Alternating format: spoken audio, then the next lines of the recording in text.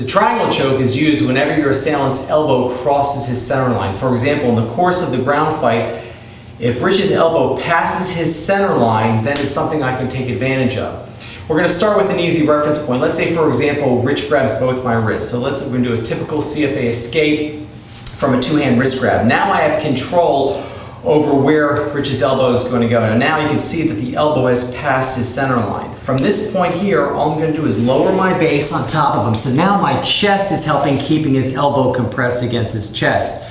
From here, I'm going to slide my right hand under his neck and grab his wrist. Now this time I'm using a full grip, not a false grip. We talked about, Tim, could you zoom in on that? We talked about the full and false grip in the earlier technique. So this is our full grip here.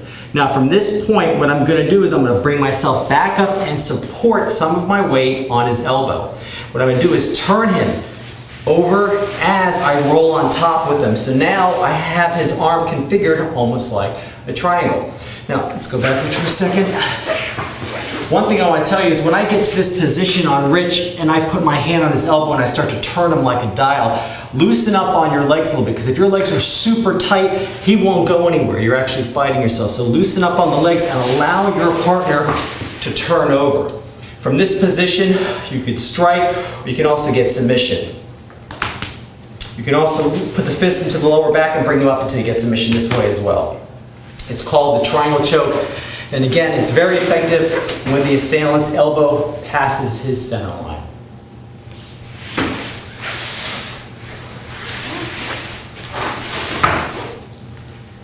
Good job. Another one, guys.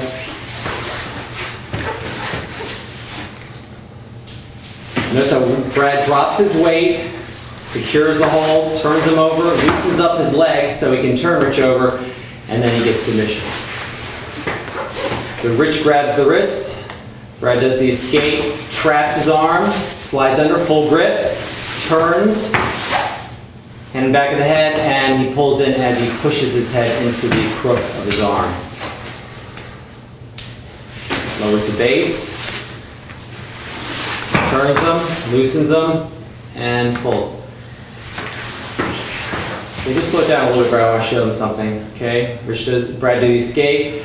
Notice, stop right there. Notice how Brad lowers his base and he keeps pressure on Rich's tricep. Rich, try to move that arm up. Try to lift that arm up. He's not going to win that because Brad has superior leverage and weight on that limb. It's a no-win situation. And notice how Brad's right arm is out for base. Rich, just wiggle around a little bit. Notice how Brad uses that right arm to keep his balance. Okay, now follow through. And gets under the arm. Turns him. Good job. Again. Rich grabs, does the escape, lowers his base, and there is your triangle choke. And again, you're using the assailant's arms to configure that choke.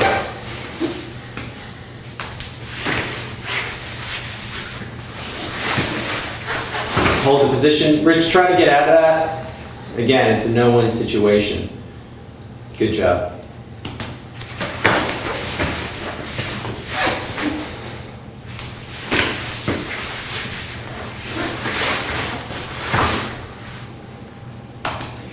And again, the triangle choke does not necessarily have to be performed off a two-hand wrist grab. You can perform this choke anytime the assailant's elbow passes the center line, and you have that window of opportunity to take advantage of that. So we're just giving you an easy reference point, a two-hand wrist grab, and you can see how the technique is applied.